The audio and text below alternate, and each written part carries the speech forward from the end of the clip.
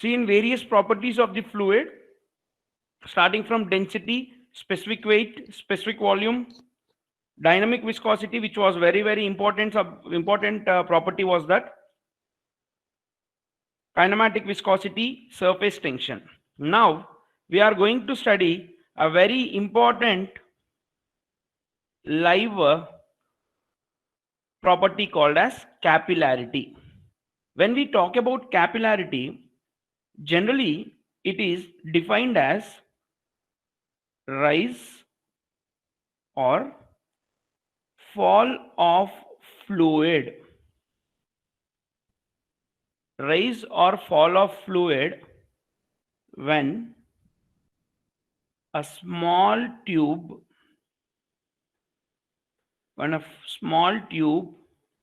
is inserted. When a small tube is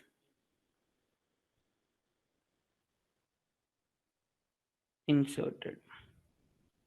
Now the question is, why will fluid rise or why will fluid fall?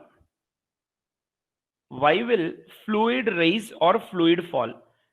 When you are seeing in this diagram, which is been displayed, see this area, there is rise of some fluid.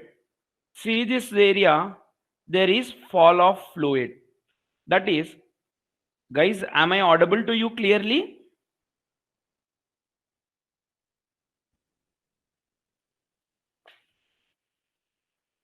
Yeah, okay. So when we are seeing these two diagrams, in this diagram you can see there is some rise of fluid, and in this diagram there is fall of fluid.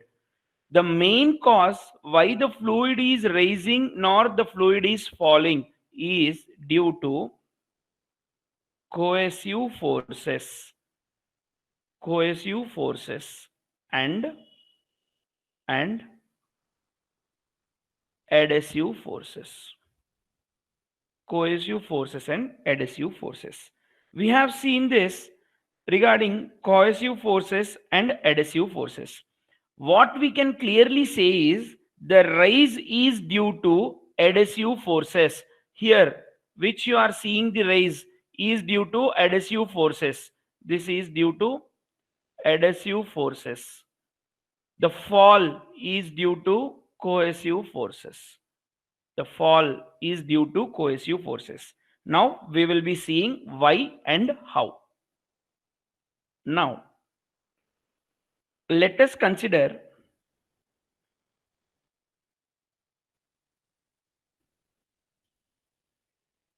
a tank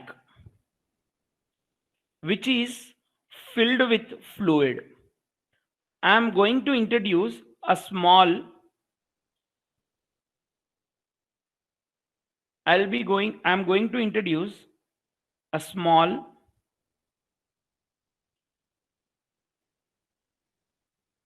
glass tube which is opened at both the ends.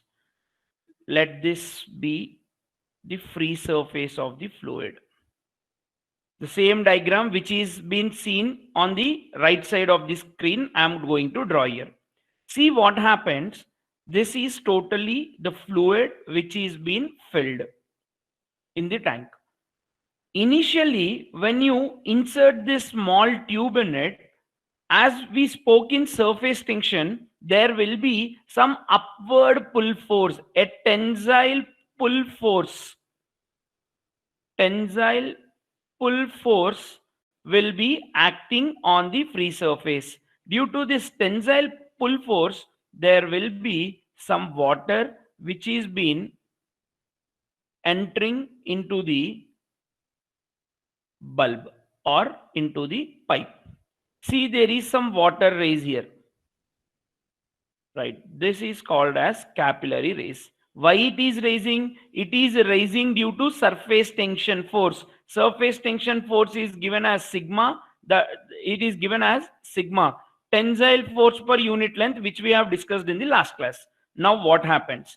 See the diagram individually, which I am drawing in the board. This was the tube. See, The fluid was filled till this point. The rise of fluid is this. Immediately, due to high tensile force, there was some rise of fluid which we are calling it as HC, capillary height. Now, what happens actually is, this is the tube. Whenever cohesive forces are there in the tube, there will be adhesive forces also, right? Whenever cohesive forces are there, there will be adhesive forces. The water molecules or fluid molecules will catch these boundaries of the glass tube. This is a glass tube which we are introducing. This will be a glass tube. Now, once check, the fluid which was raised till here has in this fluid, there will be self weight of the fluid acting in the downward direction, and cohesive forces will be pulling the fluid particles down. Now, due to that pull, the fluid particles has reached this position.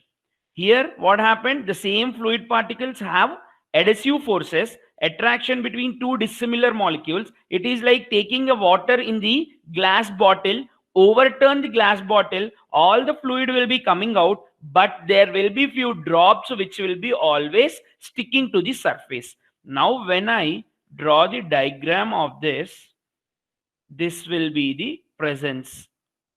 Let this be the cohesive forces, okay? A small gap. This will be the presence. See the meniscus in this diagram. See how you have. Why this shape is coming? Because this fluid particles which are being raised to this extent has adhesive forces which caught the fluid particles at that point, and the downward forces like cohesive forces and self weight is making the or pulling the body downward. This raise is due to surface tension, and you call this as angle theta. This is angle of contact. See, this is the praise why meniscus is been always raised. This is why the fluid is been raising.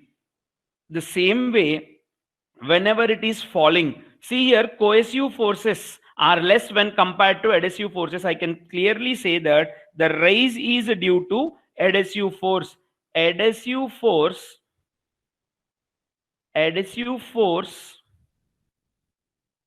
is greater than cohesive force. That's why the raise is coming here. If the adhesive forces are not too strong when compared to cohesive forces, obviously there will be fall of fluid. For example, see here, what happens is, when we talk about the formula, this is the tube, a meniscus is this raise is due to sigma, this is angle theta, that is angle of contact. Here I can clearly say that upward surface tension force should be equal to downward weight force. That is upward surface tension. The surface tension is making the water to raise up, and the weight forces are making the water to come down. So when we equate surface tension forces with weight forces, surface tension force is equal to weight force. Upward surface tension force is equal to downward weight force. What happens at that time?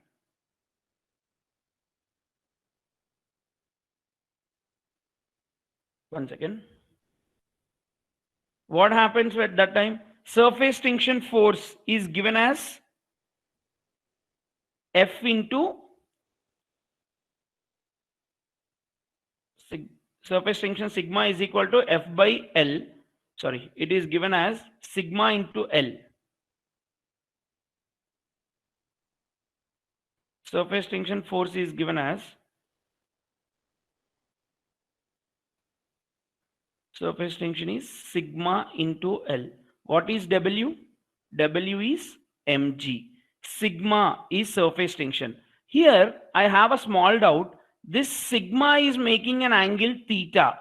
It is not vertical in direction nor horizontal in direction. It is having some angle theta. At that time, you need to resolve the components in this way.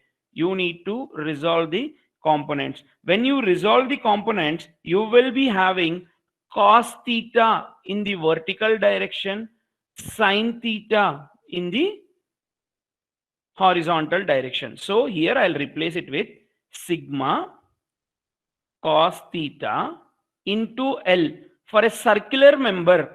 For a circular member like this L will be pi d. We have seen why L is equal to pi d in surface tension bubble. Mass is written as density into volume into G. This is how I'll be writing. So here it is sigma cos theta into pi d will be equal to density into volume. We will be writing volume as area into length. Area will be pi by 4 d square into h into g. D and D gets cancelled, pi and pi gets cancelled. We need H. H is nothing but raise of capillarity. We get 4 sigma cos theta by rho g d. This is the fundamental equation for capillary raise. 4 sigma cos theta by rho g d.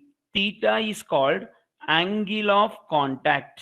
Angle of contact between glass and fluid. Rho is density, g is acceleration due to gravity, d is the diameter of glass tube. This diameter should not exceed more than 6 mm. This diameter should always be less than 6 mm. If the diameter is more than 6 mm, you can't see a capillary rise or capillary fall. So 4 sigma cos theta by rho g d is the formula for fall or raise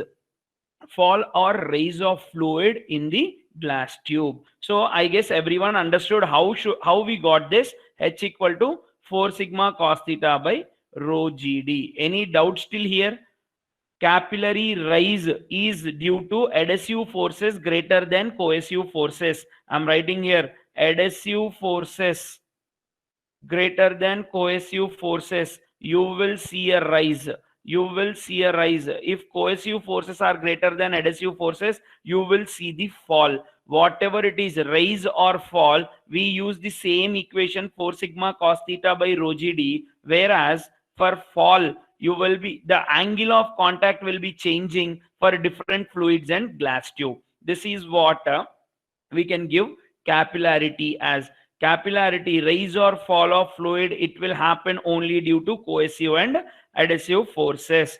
Like whenever you will be seeing the rise, that is whenever you are seeing the capillary rise in this way, what we can say is meniscus is concave shape. Always the meniscus will be concave shape and angle theta will be less than 90 degrees. You need to understand a lot of this. 90 degrees generally, like lighter fluids like water, kerosene will be having the rays. Generally rays, whenever we see the rays, we call them as wetting fluids. We call it as wetting fluids because raise is due to adhesive forces. If adhesive forces are more, the body will wet the glass tubes at the corners, which will form a very high force which does not leave the bonding with the glass tube, and that will hold up to a certain extent, which we call it as the raise. This is called as capillary raise. Any doubts to the students why capillary raise is happening? You need to understand only one thing: when adhesive forces are greater than cohesive forces, rise will be coming for a lighter fluids like water, kerosene, etc. And the angle of contact will always be less than 90 degrees. Angle of contact will be less than 90 degrees. Any doubts to the students? And this is how we will be giving out the formula: H equal to 4 sigma cos theta by rho g d. Please give a comment if you people are clear, as clear, or else we will be discussing one more time. I have discussed only regarding the clear. I have discussed only regarding the capillary rise. Now, when we talk about capillary fall, see, where will we see this capillary fall? Same glass tube of diameter less than 6 mm. When this is the free surface of water where the fluid is mercury. Let the fluid here is mercury. Why I am telling it as mercury? Because in mercury, cohesive forces are greater than adhesive forces. Cohesive forces are greater than adhesive forces. At that time, dip will happen. That is capillary dip, we call it as. This will be non-wetting fluids. Never ever a mercury will wet a glass tube. You will be seeing in your laboratories in a YouTube manometer, never mercury will wet a glass tube. What happens is the capillary fall will be like this. This is an angle theta. This is surface tension. See the height, capillary fall height, how we can say is this is capillary height. This will happen in case of mercury. That means clearly we can say that there will be a obtuse angle. There will be an obtuse angle formed, and this obtuse angle always free surface will have an obtuse angle. Example will be mercury, as I gave you. Example will be mercury. And these are non-wetting fluids. Theta angle is always greater than 90 degrees. Whenever you see fall, capillary fall, angle will be greater than 90 degrees, and it will be always a non-wetting fluid. It will be always a non-wetting fluid. This is what you need to remember. Now, manometer's diameter or the bulb diameter should not increase. Diameter should not increase more than 6 mm to see the capillary rise or fall. Here clearly I am giving you cohesive forces are greater than adhesive forces in case of capillary fall. So for this also we give the same formula. HC is equal to 4 sigma cos theta by rho g d. This is also a same formula in case of capillary fall. So capillary fall will happen only when cohesive forces are more than adhesive forces. Whenever we talk about angle of contact, whenever we talk about angle of contact, theta, see, this plays a very important role. Theta is 0 degrees for pure water and glass tube. That means you won't see any concave shape. If this is the capillary tube immersed, there will be a flat curve like thing. This will be the raise. For suppose this will be the raise of the capillarity if it is the free surface, and theta is 21 degrees to 25 degrees if it is contaminated water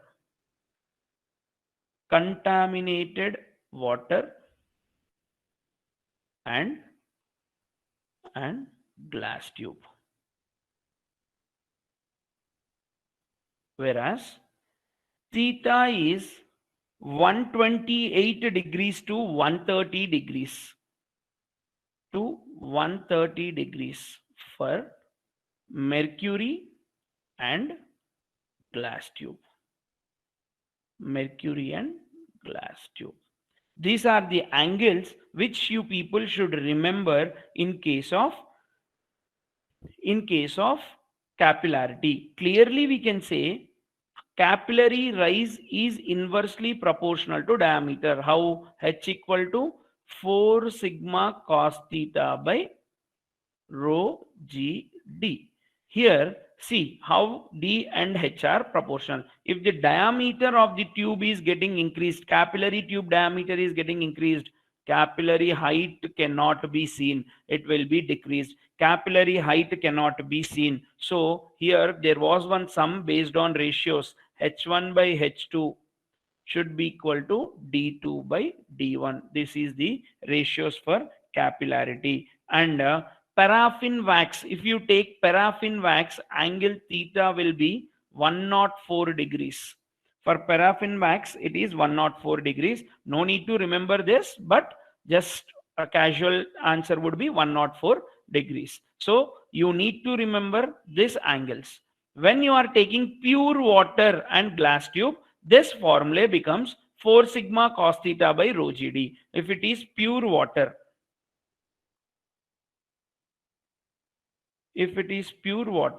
H becomes 4 sigma by rho gd, because cos 0 is 1. So it becomes 4 sigma by rho gd. This is the analysis for capillarity. What happens here for water?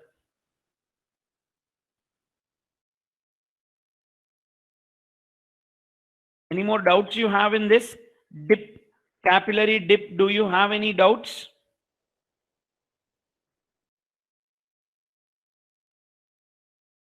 Right. Leave that diagram. Listen to this.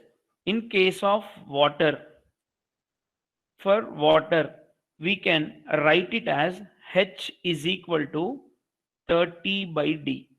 In case of pure water, we can write H is equal to 30 by D, where rise of mercury, rise of capillarity will be in mm, and diameter of the glass should be in centimeter. Please note this very properly. Two different answers here. Height h should be raised in mm, and diameter of the glass should be in centimeters. You can directly write this answer in case if he is asking you water and glass tube. So this is the analysis for capillarity rise or fall. Right? Do you have any doubts of capillary rise or fall? This is the capillarity concept. Rise or fall of fluid. Rise or fall of fluid. When a small tube is inserted in it, we call it as capillary rise. If it is falling, we call it as capillary fall. See, for rise, we always have adhesive forces greater than cohesive forces, and angle of contact theta is less than 90 degrees. Like wetting fluids, always the fluid will wet the surface of the glass tube. That type of fluids only will rise. Whereas this is the fundamental formula called 4 sigma cos theta by rho gd, and this is regarding the height raised formula to calculate what is the amount of fluid raising. And whenever you are coming about dip, capillary dip or capillary fall, non-wetting fluids or high density fluids will be acting. Like mercury, CCl4 can also be replaced with mercury as a manometric fluid. That density is around 1600 to 1800 kg per meter cube for CCl4. So sometimes in your laboratories, we can use CCl4 instead of mercury. That will also have a non-wetting characteristic. Non-wetting characteristics will have always an obtuse angle, and example is mercury, and theta will be greater than 90 degrees. This is the points to be remembered the between angle of contact. Angle of contact for pure water and glass tube is 0. Contaminated and glass tube is 21 to 25. Mercury and glass tube is 128 to 130, and paraffin wax is 104. And this is a very shortcut formula for water. H is equal to 30 by D, where H should be in mm and D should be in centimeters for that. Any doubts? Please comment. Till now, any doubts?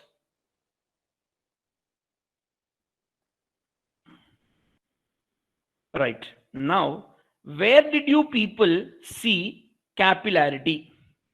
Did you people see capillarity anytime? If you people saw capillarity, please tell me where did you people saw capillarity?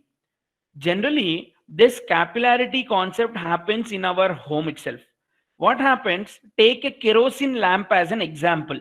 Kerosene lamp. What happens in a kerosene lamp? Where will you pour kerosene and where will the wick be? Wick is nothing but the small cotton wick which we will be lighting it, right? That is nothing but kerosene lamp is an example of capillarity. Or everyone in your in our homes will lit a deep near the god. You pour oil in a mud bowl and you also keep a cotton wick in it so that you lit it at the top.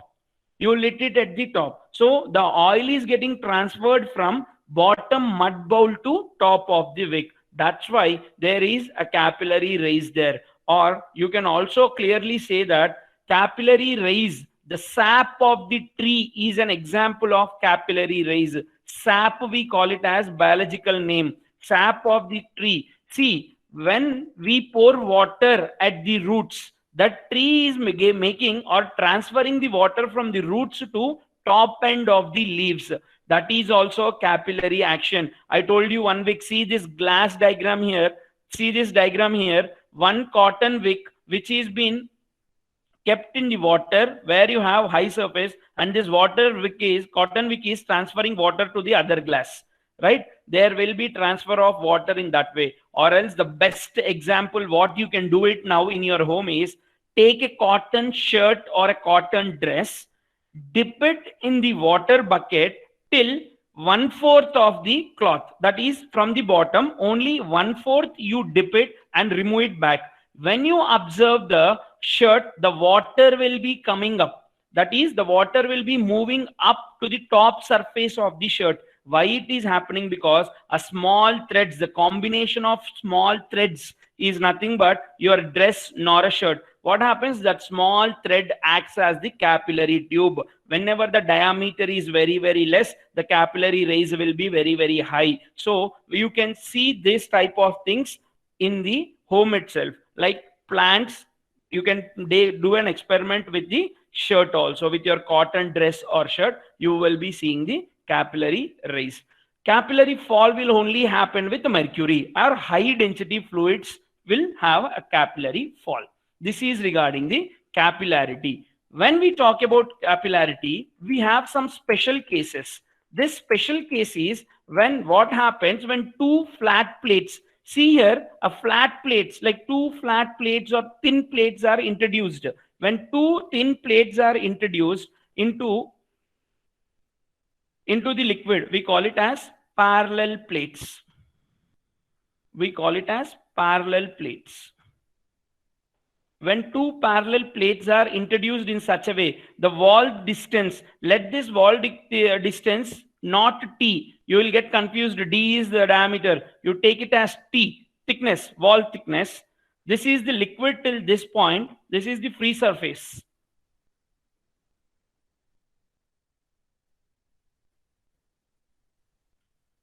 This is the free surface. Let this be the free surface. There is rise of fluid, see there, air and water interface, there is some shape formed there. In this condition, we will be having capillary rise H is equal to 2 sigma cos theta by gamma T. What do you mean by gamma?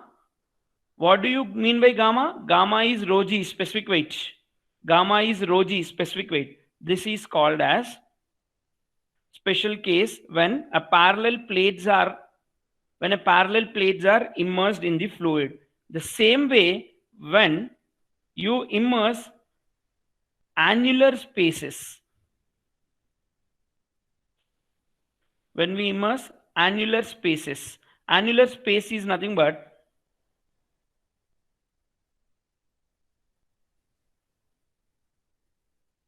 annular space.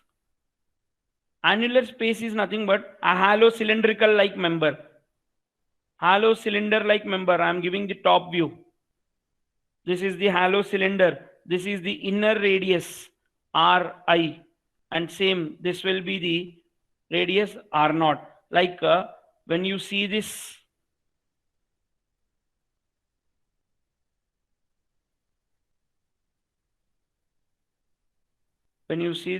it looks like this.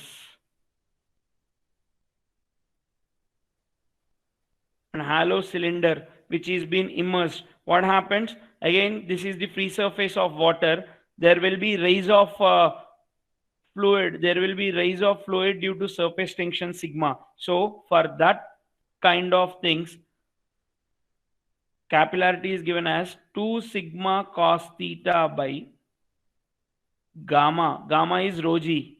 R naught minus Ri. Outer radius minus inner radius. See, these are the points to be remembered as the special cases in case of IES or any government exam papers, not for GATE. For IES or your state level examinations, RRB examinations, they'll be asking you what is a capillary rise when two flat plates are immersed. What is a capillary rise when an annular space? I guess from this diagram you would have understood what is an annular space. That is a hollow cylinder which is been inserted in the fluid. Right? So these are the two different cases. And last case, oh shit.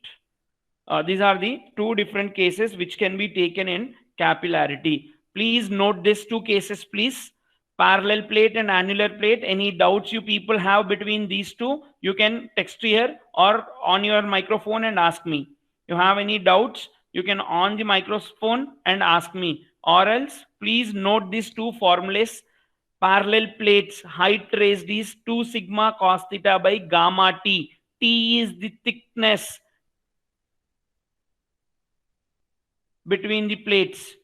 T is the thickness between the plates. R naught is outer radius. Ri is inner radius.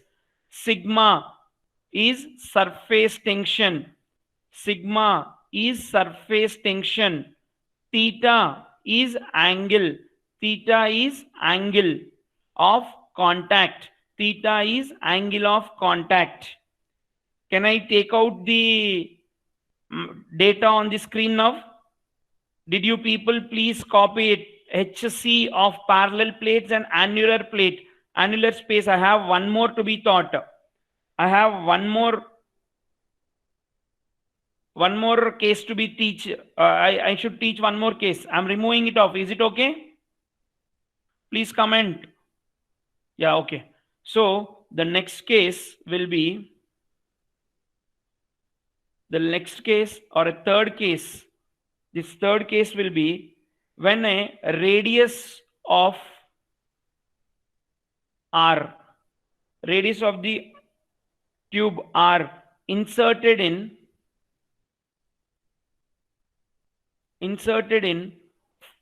two fluids. Inserted in two fluids. That means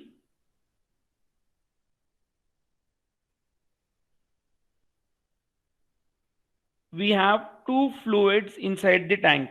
Let this fluid be S1, specific gravity. This is S2. When you insert, you people take the diagram bit clearly, okay? Here my stylus is getting slipped from my hand on the pen tab. See, this is of some different fluid. This is of some different fluid. This is some different fluid of specific gravities. I'm changing the color. Yellow color has some other fluid and S1 is some other fluid. Let this be fluid 2. This is fluid 1.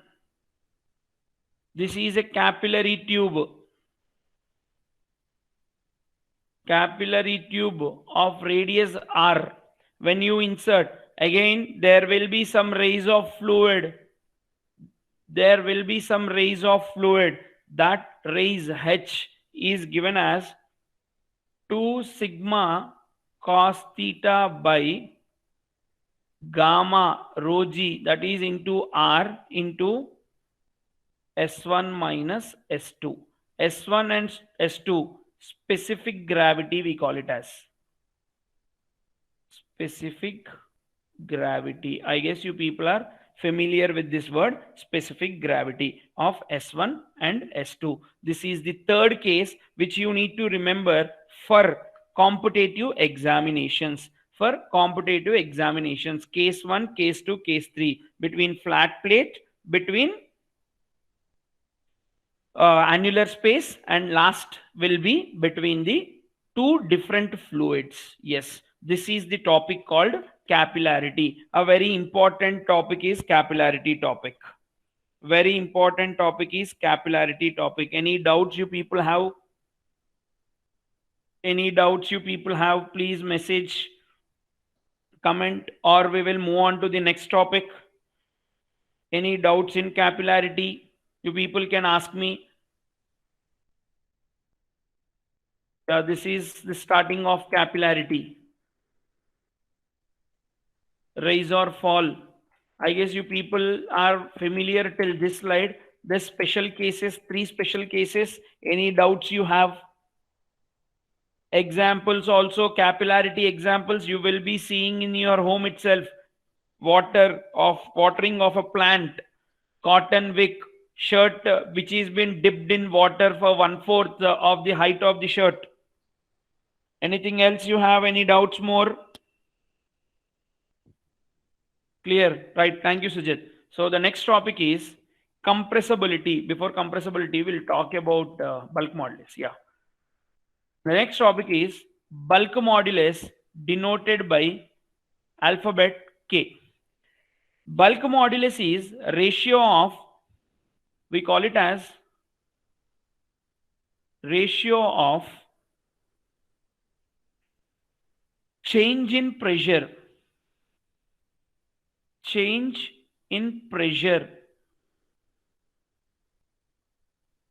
to change in volume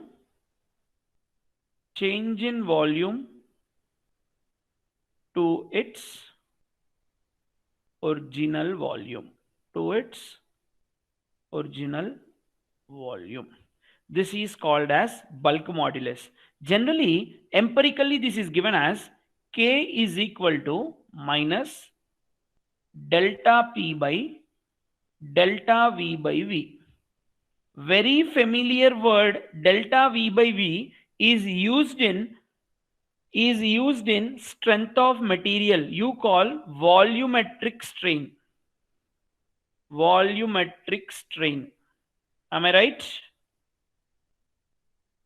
But my request is, don't use a word called volumetric strain in fluid mechanics. See, is it wrong? No, it is right. Delta V by V is always volumetric strain. In fluid mechanics, why I am requesting you people not to use, because in fluid mechanics, you don't have anything called direct strains. It is rate of a strain. Fluid is a substance, or shear stress is directly proportional to velocity gradient or rate of a shear strain. This volumetric strain, a rate of shear strain is different and a direct strain is different. How you see your bulk modulus concept is, take a frictionless piston cylinder arrangement.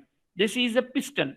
Let V1 is the volume, P1 was the initial pressure on the piston. Let this P1 be increased to P2. What happens? The piston will be moving front, and this is volume V2. With the increase in pressure, there is decrease in volume. What I mean to say is, with the increase in pressure, there is a decrease in volume. To show this empirically, we are using some minus sign, negative sign. This negative sign means with the increase in pressure, there is decrease in volume. That is why the negative sign. You need not keep the negative sign while solving the problem. The negative sign only to show that with increase in pressure, there is decrease in volume. So here, this term, please you also resemble it as change in volume to its original volume, change in pressure to change in volume to its original volume. You also show in the same way, because if there will be no doubt to anyone, if suppose you say it as change in or volumetric strain, they may ask you from where did you get volumetric strain in case of fluid mechanics. At that time again you will be in a you will be in a dilemma that how volumetric strains are being obtained. So this is regarding the bulk modulus. Generally, this bulk modulus and compressibility will be bit similar to each other. How? See, bulk modulus of water,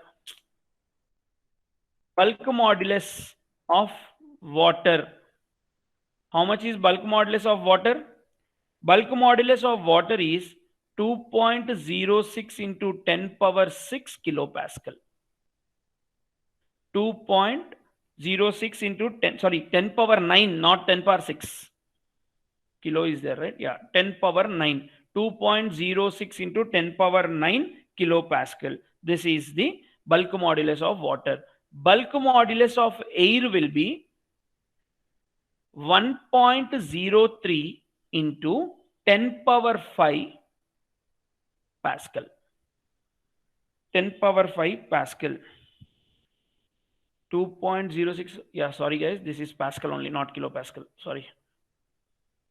Yeah, I got confused. 2.06 into 10 power 9 Pascal, 1.03 into 10 power 5 Pascal. See, when you compare bulk modulus of air and bulk modulus of water, you are seeing a drastical difference. And one more thing, these two values which I have told you is at 20 degrees centigrade. Again, if there is change in temperature, there will be change in volume. So that's why these values may change. So bulk modulus of water and bulk modulus of air values at 20 degrees is this. Oh, they are civil students also. Can I know the bulk modulus of steel? Civil students, 2.06 into 10 power 11 Pascal. Bulk modulus of steel is 2.06 into 10 power 11 Pascal. You will be talking about bulk modulus more in strength of material.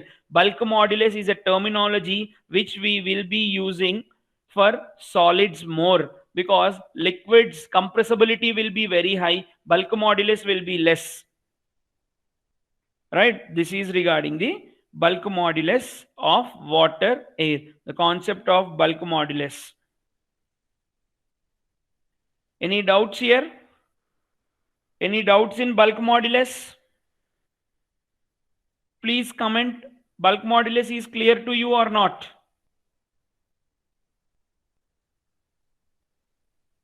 Clear, Sujit. Okay. Yeah, other students, if you are clear, I'll be going into the other concept. Yeah, okay, done. So this is about bulk modulus. If anyone want to take the values of K, please take the values of K. K of water is 2.06 into 10 power 9. K of air, K of steel. Bulk modulus of all these three should be taken into considerations. Right. Next is compressibility. Compressibility is denoted by Greek letter beta. Compressibility is denoted by beta. Inverse or reciprocal. Inverse or reciprocal of bulk modulus.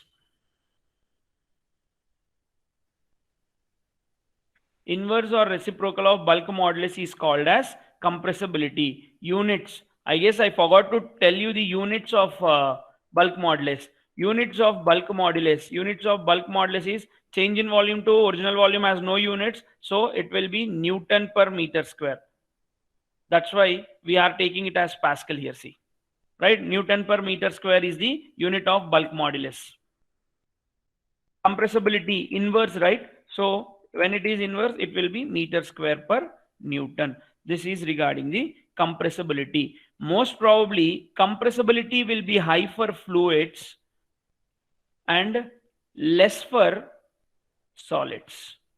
Less for solids. You need to remember this point. Compressibility will be high for fluids and less for solids. When we talk about this compressibility, air can be compressed 20,000 times more than water. 20,000 times more than water. That means we can clearly say gases are more compressible than liquids. Okay, generally in case of fluid, when we talk, fluids are more compressible than solids. One note point to be remembered, that air can be compressed 20,000 times more than water. This was one time ESC 1 mark question. How many times air can be compressed compared to water? It can be compressed 20,000 times. 20,000 times it can be compressed. And water can be compressed. Water can be compressed. Water can be compressed 100 times. Can I know? Comparing to anyone? Anyone can give the answer? 100 times more compressible than 100 times mild steel. 100 times the mild steel. Water can be compressed 100 times more than mild steel. Sujit, very good. So this is regarding the bulk modulus and compressibility. This is regarding the bulk modulus and compressibility. Any more doubts in compressibility or bulk modulus?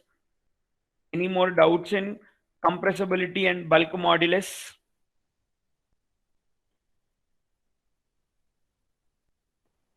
These are two fundamental things. If a question comes from compressibility or bulk modulus, it will be a 1 mark question 95% of the times. It will be a 1 mark question only 95% of the times. I guess we have a question also to be done. I'll make you do the question. You people are very comfortable with compressibility and bulk modulus, or any doubts you have? Come on, boys and girls, be active, comment, or at least tell me so that I'll go to the next concept. No. Ajit, do you have any doubt? Ajit, no. Yeah, okay. So we are going into one question now. I'm taking out from the screen. If you want, you can write this. Water can be compressed 100 times the mild steel. Air can be compressed 20,000 times more than water. Yes. See the question now. In this question, reservoir of capacity 0.01 meter cube is completely filled with fluid with water with coefficient of compressibility as 0.75 into 10 power minus 9 meter square per Newton. This is compressibility constant, it seems. This is given as beta. Then the amount of fluid that spills over in meter cube. He is asking you, meter cube is a unit of volume. He is asking you volume. If the pressure in the reservoir is reduced by 2 into 10 power 7 Newton per meter square. So the solution for this would be, pressure is given as 2 into 10 power 7 Newton per meter square.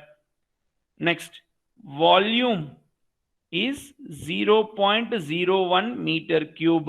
He gave the volume. And he also gave the compressibility beta. This can also be written as 1 by K. Reciprocal is 0.75 into 10 power 9 minus 9 meter square per Newton. This is the given data. Fundamental formula, what I know is K equal to delta P by delta V by V. Now, what is the value of K? K is inverse of beta. That is 1 by 0.75 into 10 power minus 9 which will lead to the value of 1.35 into 10 power 9. 0.0015 meter cube. Yeah, perfectly right answer. So K value will be this. Go substitute in that relation now. We will be getting 1.33 into 10 power 9 K is equal to delta P is 2 into 10 power 7 by delta V by V. By V means into V it becomes. How much he has given? 0.01. From here the value of delta V will be 0.00015 meter cube. 1 mark question in IES was this. See, the question, if you want to copy, take a screenshot or a photo, whatever it is, the answer for this is the 1 mark question for your IES exam. A small compressibility as well as bulk modulus questions will be in this way. Any doubts in this question? I guess you are getting 5 questions every day, which I have given as a practice question. Hope you people are doing it. Today also in my material you will find few questions which you need to practice, and already I have sent the material of mine. In that you find 1 or 2 extra questions also. Gate questions, as I told you, you will be getting a pure recorded version of last 25 years gate questions from my side.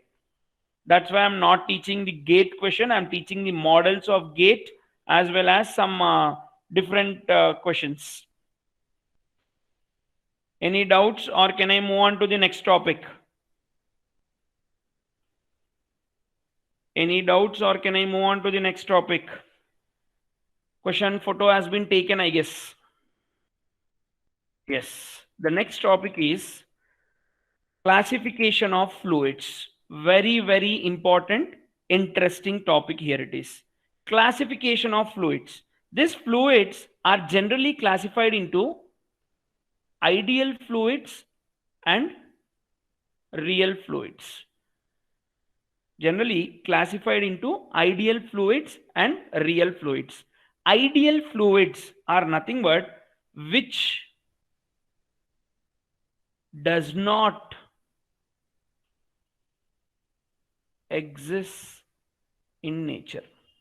That is, why it is not existing in the nature? Because it does not have any properties. These are ideal. What do you mean by ideal? Who is an ideal person? Can anyone tell me? Who is an ideal person? Name one person, an ideal person. When will you call the person as ideal person? No one. Sujit, you need to tell your name, man. How can you say no one? Generally, ideal person is nothing but who won't lie, always do good works, etc., etc. That type of person does not exist. Never ever say no one. At least say that you are an ideal person. So, in same way, in fluid mechanics, we call it as ideal fluid. It does not have surface tension. It does not have viscosity. It does not have capillarity, etc. No fluids are ideal in nature. Ideal fluids are imaginary.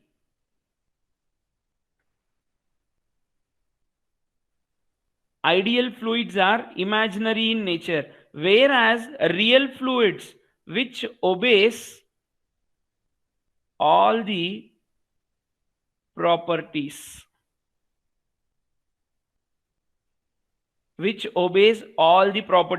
like density, viscosity, surface tension, capillarity, etc. Example, we can give it as air, water, alcohol, etc., etc. So these all are the real fluids. These are called as real fluids. These real fluids are classified into two types.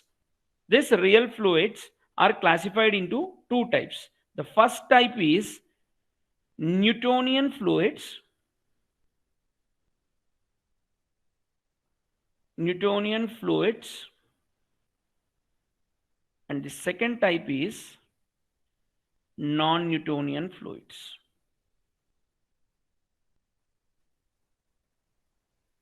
The second type is non-Newtonian fluids. By seeing the name itself, you can say what are these non-Newtonian fluids and what are the Newtonian fluids. Non-Newtonian fluids we will be discussing a bit. We have more time to discuss is Newtonian fluid. By the name itself, I can clearly say which obeys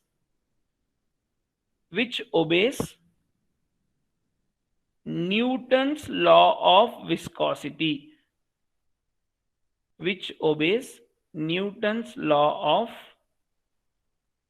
viscosity. We call it as Newtonian fluids. In Newtonian fluids, when we talk about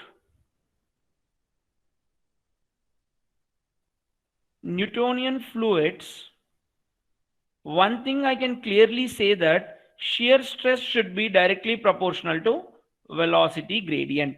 I can clearly say that shear stress should be directly proportional to velocity gradient. That is nothing but this becomes tau equal to mu into du by dy. This is your viscosity concept according to Newton's law of viscosity. We have studied this. Any doubts you have in this? You don't have any doubts. Most probably Newtonian fluids are example. Air is a Newtonian fluid, water is a Newtonian fluid, petrol is a Newtonian fluid, etc. These fluids like you have gasoline is also a Newtonian fluid. Gasoline is also a Newtonian fluid, as well as some light oils, you call it as light oils, less viscous oils are called as Newtonian fluids. All the Newtonian fluids should obey Newton's law of viscosity. Newton's law of viscosity. These are your things. I'll be finally giving you one graph for Newtonian as well as non-Newtonian fluids. You will be understanding there why the graph is obtained in such a way. These are Newtonian fluids. I guess you people don't have any doubts in Newtonian fluids. Moving on to non-Newtonian fluids. Now, non-Newtonian fluids.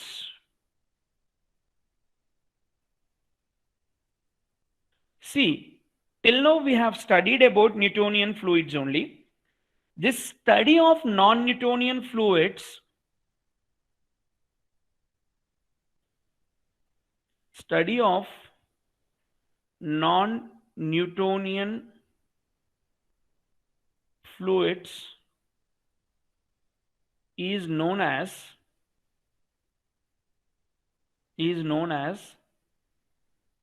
rheology, or you call it as rheological sciences,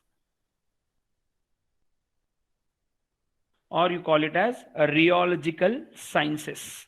So we have tau equal to mu into du by dy for a Newtonian fluid. Then what equation should we have for non-Newtonian equation?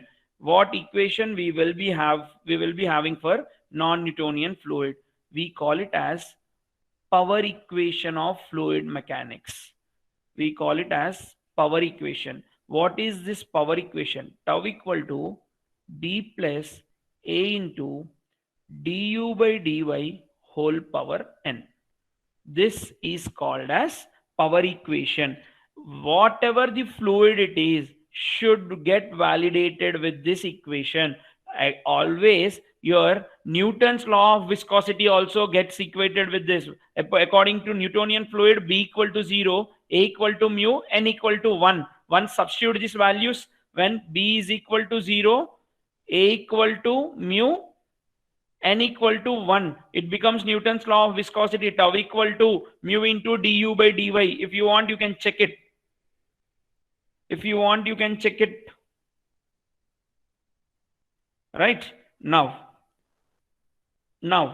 what are the different types of non-Newtonian fluids should be taken into consideration? When we take different types of non-Newtonian fluids, the first type of fluid will be pseudo fluid. pseudoplastics or pseudofluids, we call it as.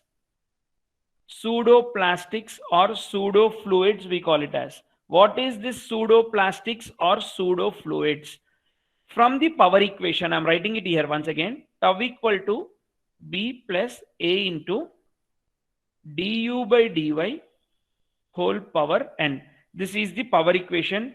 A, B are constants. N is flow index constant, we call it as. A and B are constant and N is flow index constants, we call it as. Now, from this equation, I want to write this equation as tau is equal to B plus A into, this equation I am writing it as du by dy whole power n minus 1 into du by dy. Can I write this equation in this way? Because when you multiply these things, all bases are equal, power should be equated, n minus 1 plus 1 and becomes n minus 1 only. This term now,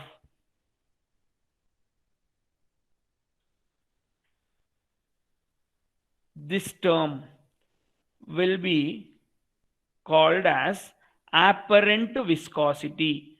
Apparent viscosity. Apparent viscosity. What do you mean by apparent viscosity? The fluid which changes its viscosity. The fluid which changes its viscosity from time to time, or you can call it as the ratio of shear stress and velocity gradient at particular condition. The ratio of velocity, shear stress and velocity gradient at particular condition is called as apparent viscosity. This, there will be changes in apparent viscosity, so that's why it does not follows Newton's law of viscosity. When there is change in apparent viscosities, that fluids are not called as Newtonian fluids due to change of this value. That means as time passes on, or due to some change in physical properties or chemical properties, the viscosity of the fluid is changing. So that's why that type of fluids, we call it as non-Newtonian fluids. Coming back to pseudo-fluids. When will we call it as pseudo-fluids? We call this pseudo-fluids when the power equation should become this. B equal to 0, A equal to mu, and N should be less than 1. See here, N is not equal to 1, it is less than 1. Du by dy value will be changing. Apparent viscosity will be changing. Example of this type of fluids, we can clearly give it as milk, blood, paper pulp,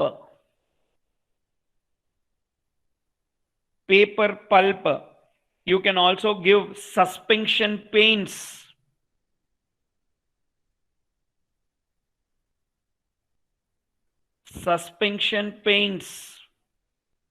I guess you people are understanding. Rubber, right? These are the examples of pseudo fluids or pseudoplastic fluids. What happens is apparent viscosity decreases in this kind of fluids. Apparent viscosity decreases. Apparent viscosity decreases with the rate of deformation, we call, with the rate of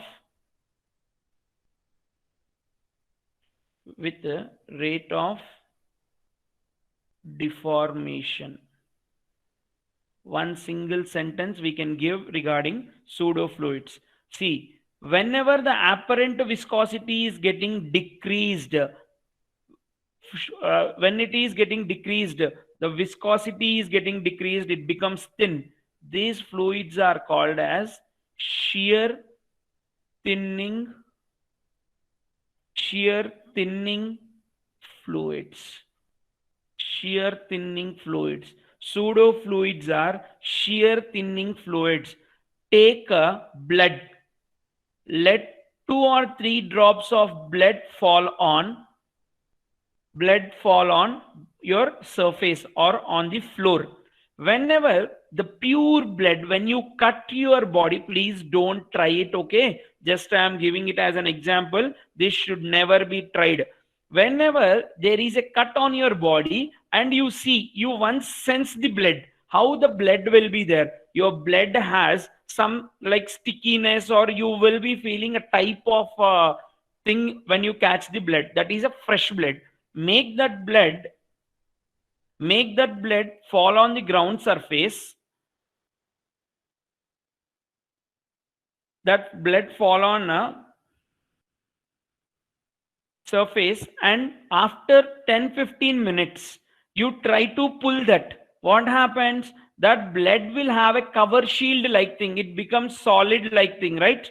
So what happens is the viscosity is getting changed there. The viscosity is getting changed of the blood. So that is why the same way paper pulp, paper pulp, when you see a fresh paper pulp, how it will be, and as a rate of deformation, that when you are pulling it, when the paper pulp is moving, it changes. So depending on how it is changing, we will be changing how it is changing, we will see how the viscosity is changing. So by that way we give different types of fluid. That type of fluid, the first category will be pseudo fluids. You will be seeing the difference in the blood when you have seen physically a fresh blood or a fresh milk. See, whenever you take a fresh milk and see the viscosity, after some time, when the milk is been, I mean, after some time, you give it some time, and if you see how the milk is flowing, you will be having some different rate of deformations. The viscosity of the milk will be changing. That type of fluids are called as pseudo fluids. Any doubts in pseudo fluids?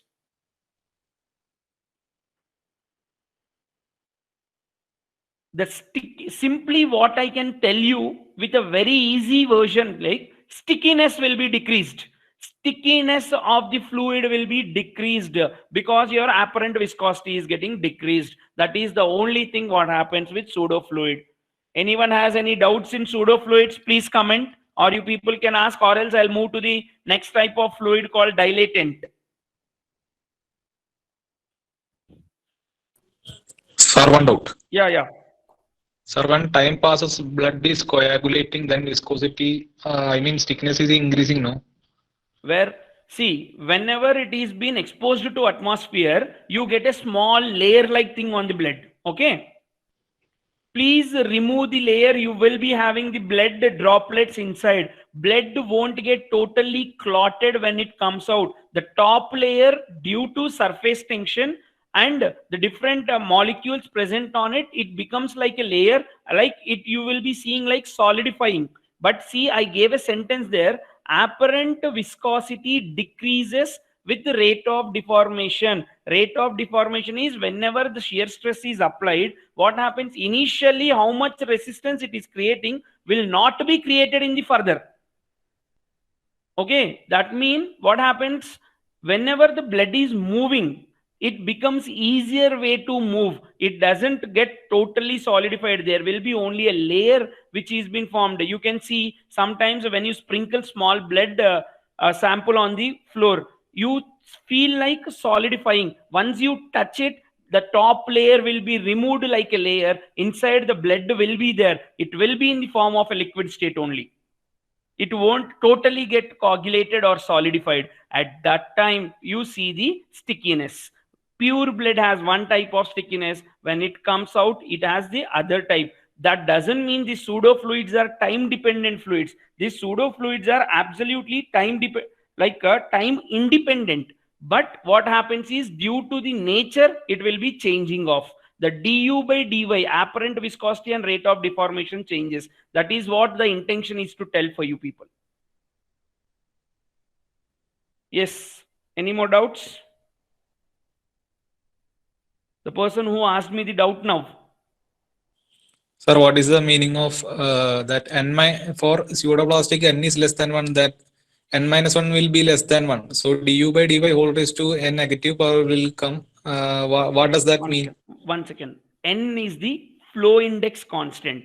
This flow index constant whenever we talk about this n, the value of this n will be less than 1. See, when you take it as less than 1, the du by dy value is what is happening? It is decreasing or increasing? Decreasing. Huh? It will decrease now. Decrease now. Yes, see what I have wrote here. When this apparent viscosity is decreasing, rate of deformation, motion of the fluid particle, what happens? It will flow easily, right?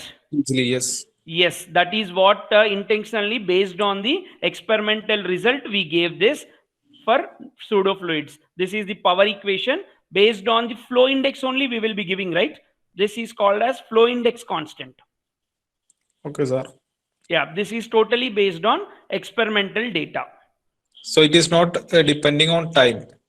No. Pseudo fluids are not time dependent. We have some other time dependent fluids. Pseudo fluids, dilatant fluids are nothing but time independent.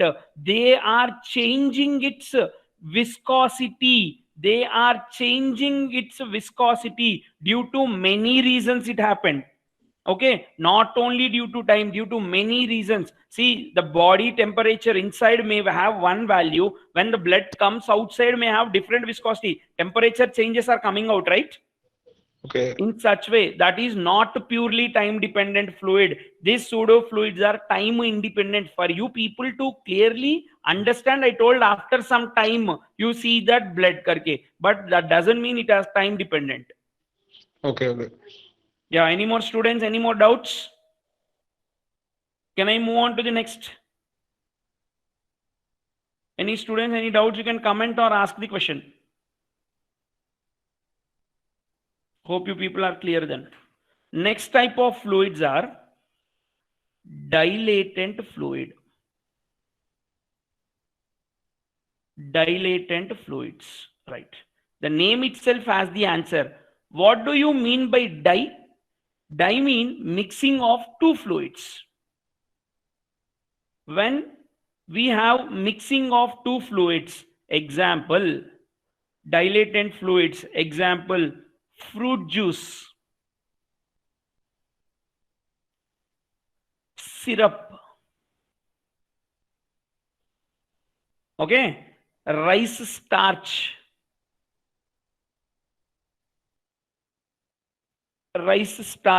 I guess you people have heard these names, right? These are called as, sometimes you can take butter also. Butter, pure butter, not the butter which we get in the market. You need to take a very pure butter, right?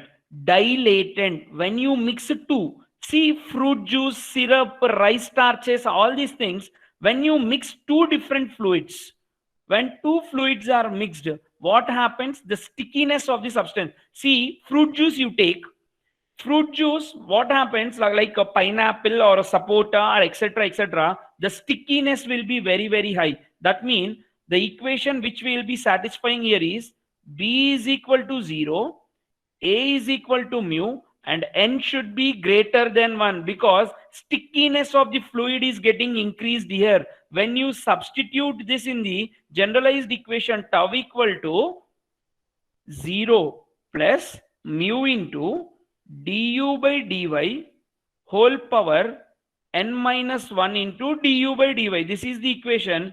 When n is greater than 1, this apparent viscosity is increasing. Apparent viscosity is increasing, stickiness will be increased.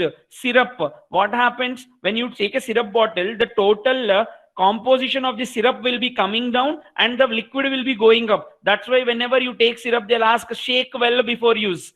Shake well before use. Why they are asking? Because two different fluids will be there. The density, high density fluids are coming down and low density is coming up, so that when you shake the syrup, the two will be getting totally mixed up. What you do is, when you take a syrup, see, touch the top fluid which came out from the syrup, shake the syrup well, and again touch the syrup and see the sense. That is, the stickiness will be more when compared to the top layer. The totally two fluids when mixed properly. Fruit juice also in the same way. Keep fruit juice for a side.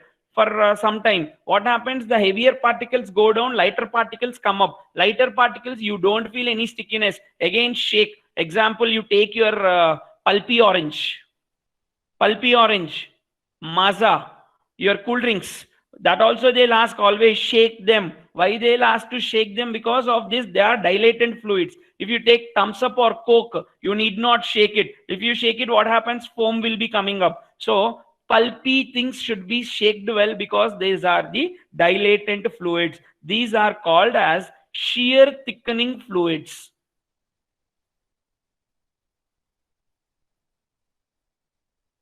These are called as shear thickening fluids, whereas pseudo fluids are called as shear thinning. Here thickening. Why thickening? Because when you catch that, it becomes very sticky. The thick layers will be formed when you see dilatant fluids. This type of fluids are called as shear thickening fluids.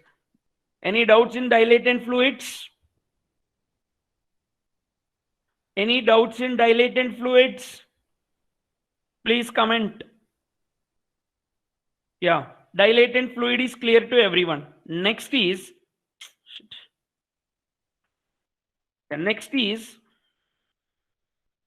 Bingham's plastic.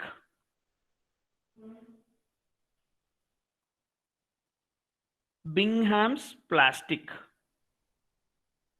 The name itself has something called plastic, it seems. What happens to this Bingham's plastic? It should always satisfy B is equal to tau yield.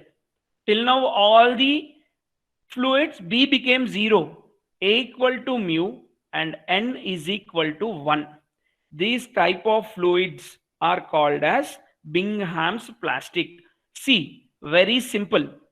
Till now, the equation tau is equal to B plus A into du by dy whole power n.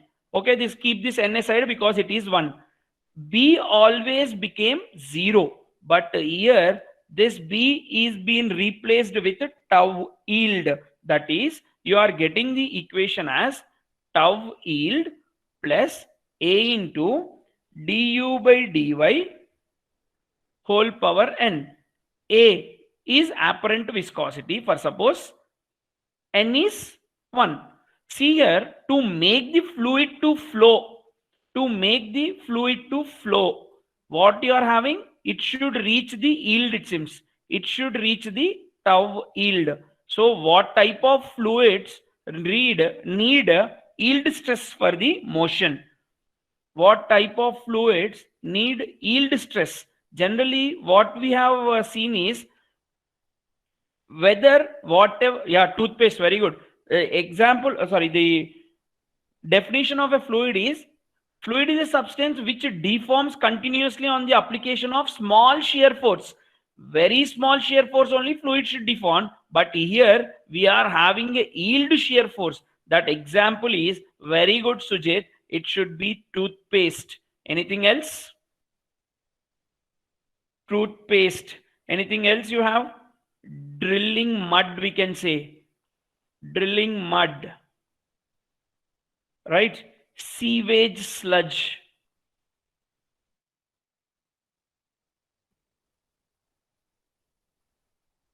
Drilled up mud, toothpaste, sewage sludge. All these require tau yield. It should have a yield position. So this type of fluids are called as Bingham's plastic. Small shear forces are not required. You required yield shear forces for the motion of the fluid particles. Any doubt?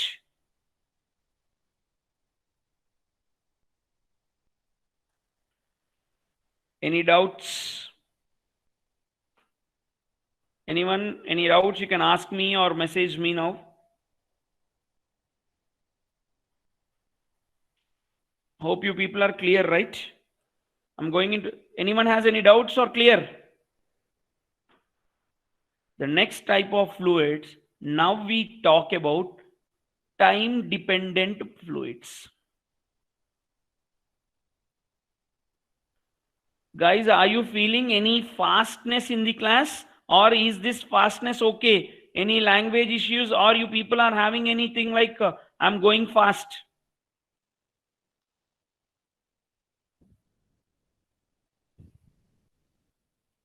Is this speed okay or am I going fast? No. Okay.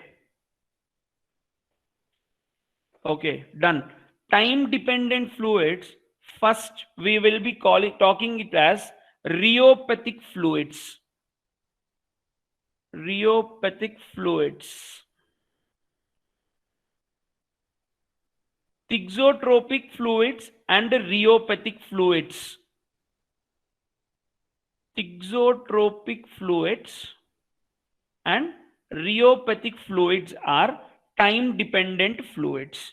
What happens in case of thixotropic fluids? Time dependent, I am talking. That is, the fluid should change according to time. When we talk about thixotropic fluids,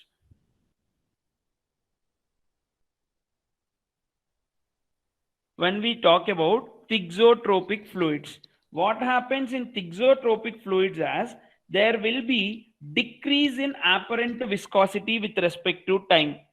Decrease in apparent viscosity, decrease in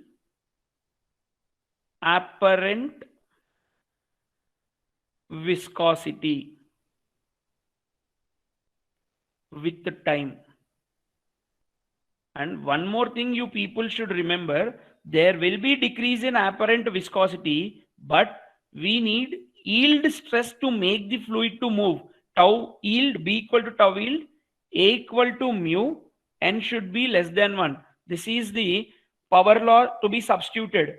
This is also having a power law. Thixotropic fluid, B is not equal to 0. Please remember this. B is not equal to 0. That means any time dependent fluid like rheopathic and thixotropic, B will not be equal to 0. It needs yield stress for the motion of the fluid particles. So these type of fluids are called as thixotropic fluids. So did you people notice any type of thixotropic fluids? Mean when you are taking that fluid, it may flow. After some time, viscosity is getting decreased. But whenever it is flowing, you need to apply yield stress for the motion of the fluid particle. Yield stress for the motion of the fluid particle. Did you have any type of fluids like this? Girls should give the answer. I guess all the girls here will see enamels. Okay, good. More anything else? Thixotropic fluids are nail polish, lipsticks, nail polish. These all are like wet paints, printer ink, wet paints, printer ink. Okay, these are like thixotropic fluid. Whenever you apply paint on the wall, it will be very wet. Okay, what happens after it dries? Its viscosity will be decreased with respect to time, and the beauty of the fluid comes out. Beauty of the fluid comes out after a certain interval of time. That type of fluids are called as thixotropic fluids. Example, nail polish. When you apply nail polish, it may look like one color. Once it's dried, you will be getting out the beauty of the fluid. Wet paint and a printer ink also we can say. Printer ink. Now it is laser jet, okay. But olden days when the paper got printed and come out, if you touch it, what happens? Totally the black color marks will be seen on the paper. Now it is laser jet. That is a other way. But whereas in previous days, what happened when the paper comes out or a Xerox comes out with the printed paper comes out, they used to keep it aside for a few seconds because it should totally dry. If it is not drying, it becomes totally blackish. All the marks will be appeared, right? These are called as thixotropic fluids, right? Next, rheopathic fluids. What are rheopathic fluids here then?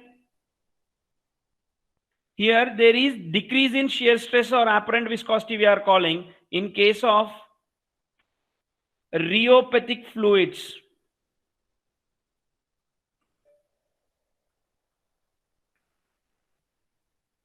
Rheopathic fluids.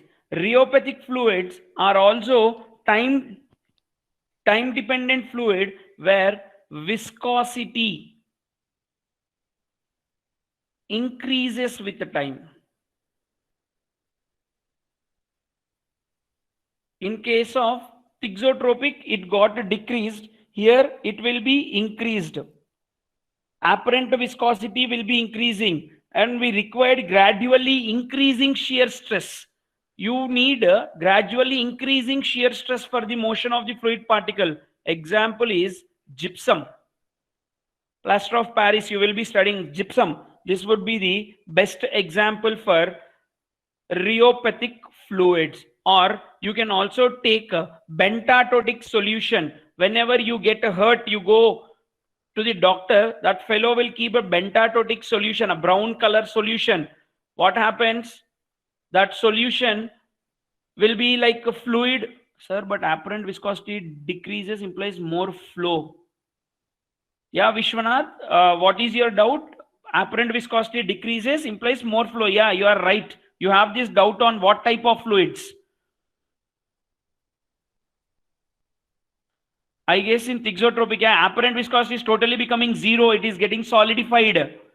Nail polish, wet paints, it is totally becoming zero. Viscosity becoming zero. It's getting solidified. No, the body is not even, the substance is not having any viscous nature. It is totally changing its phenomena from liquid to some other state.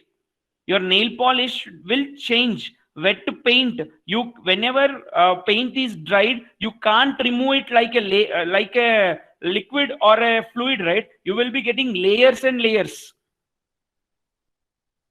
One second, guys, please listen this. See here, what happens in thixotropic? Apparent viscosity is decreasing with the time, right? The concept of viscosity is getting vanished. It is becoming zero. There is no flow at all.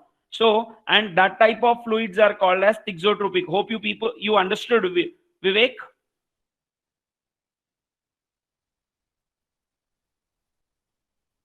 Yeah, okay. So rheopathic fluids, what happens? Bentatotic solution. Whenever you get a small hurt and go to a doctor, that fellow gives a bentatotic solution, brown color solution. What happens? That will be in a fluid state. Next day, when you are taking out that that first aid kit, when you are taking out the first aid bandage from the hurt place, what happens? A solidifying layer will be coming out. What happens? It becomes very strong, like it is changing its nature there. That type of fluids are rheopathic. Example, gypsum also. Gypsum also will have the same type of nature. This type of fluids are called as rheopathic fluids.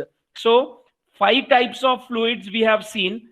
5 types of fluids we have seen as non-Newtonian: pseudo-fluids, dilatant fluids, Bingham's plastic, thixotropic fluids, and rheopathic fluids. Now we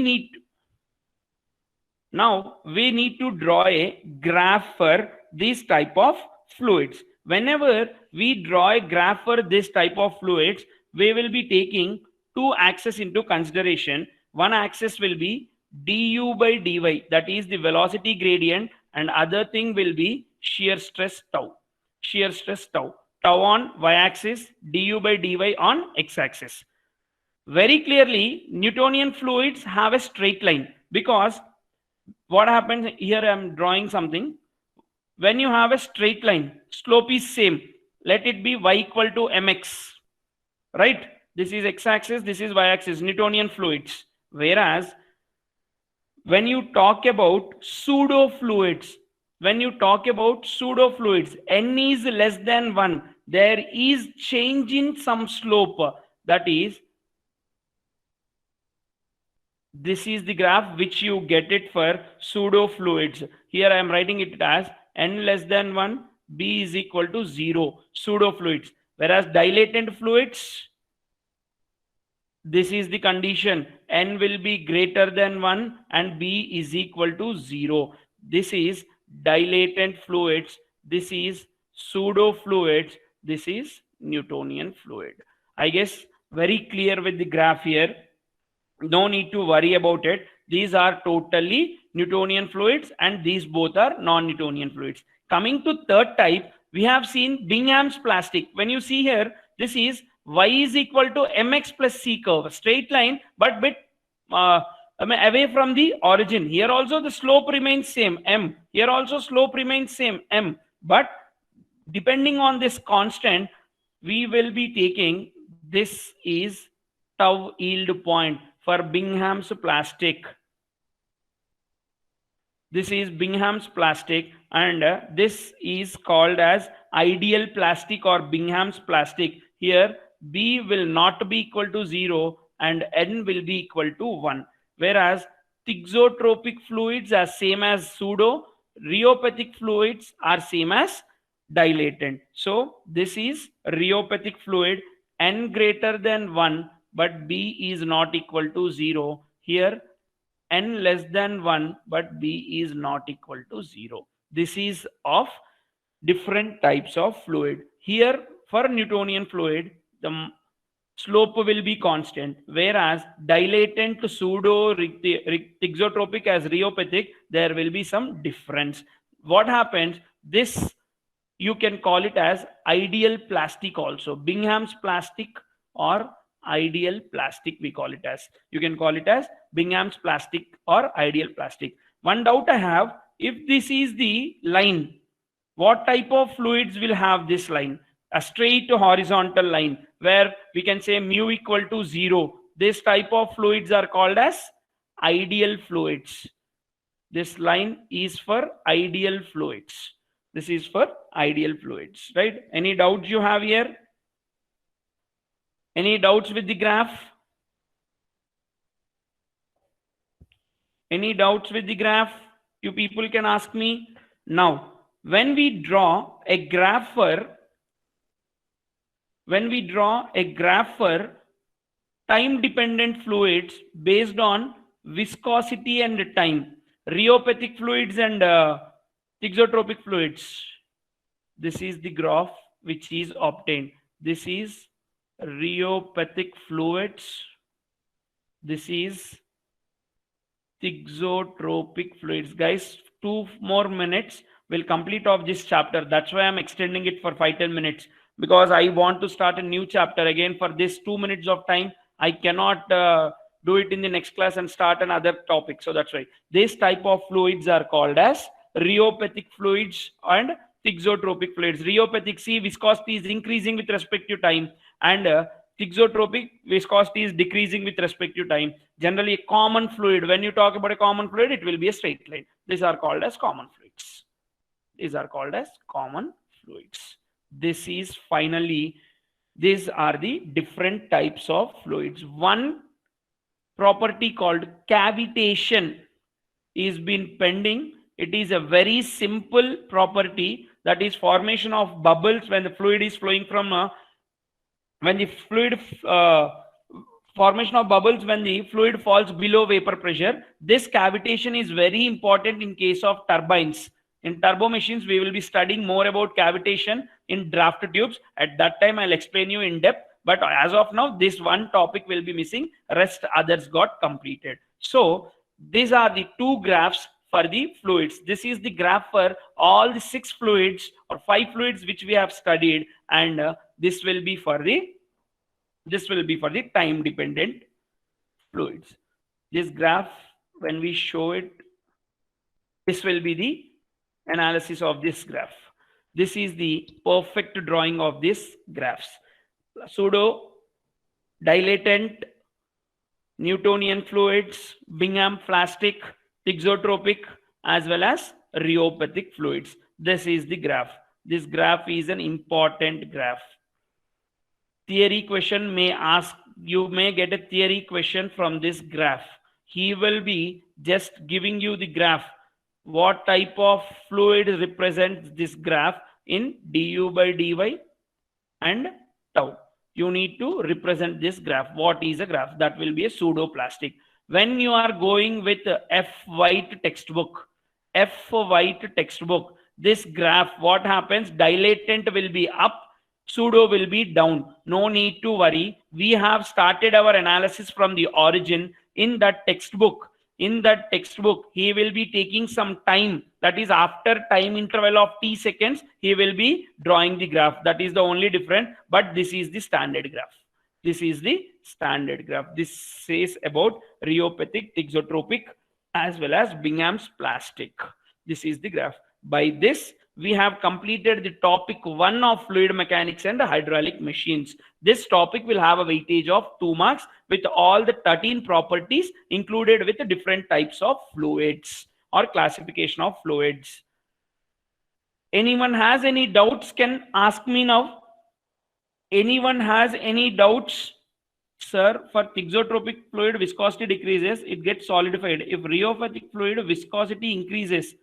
So whether it will be solidified, it will totally change its shape, change its, like what you say, change the total chemical composition. Example I gave you as a gypsum. What happens to gypsum? Like plaster of Paris. What happens to plaster of Paris? Depending on the time and mixing of one type of fluid onto other.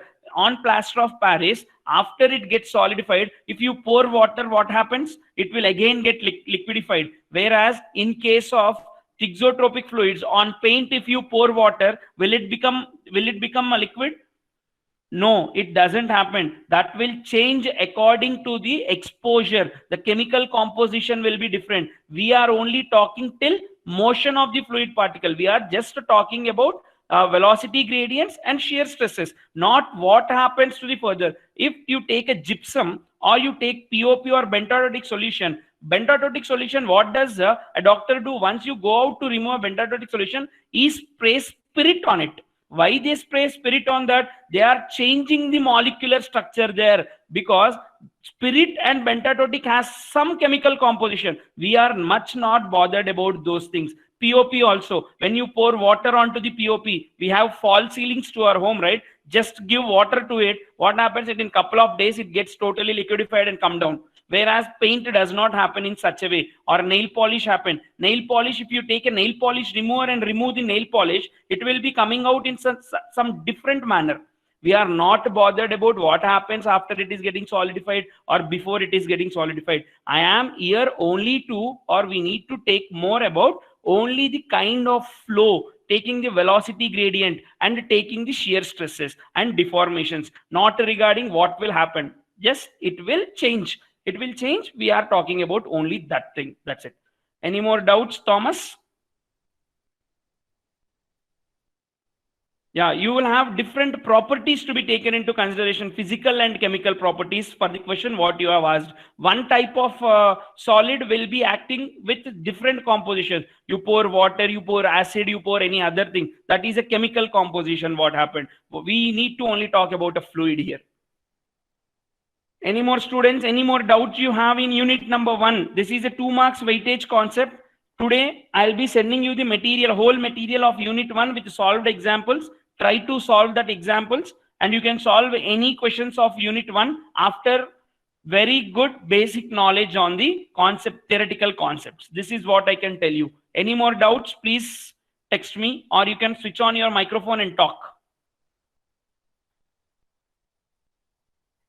The next class, we will be starting with hydrostatics. Any doubts to any students? If no doubts, you can comment no. If you have any doubts, you can ask. So can I turn off? Yeah, right then. Thank you very much. We'll be meeting in the next class with a new topic called hydrostatics or pressure measurement. Thank you, students.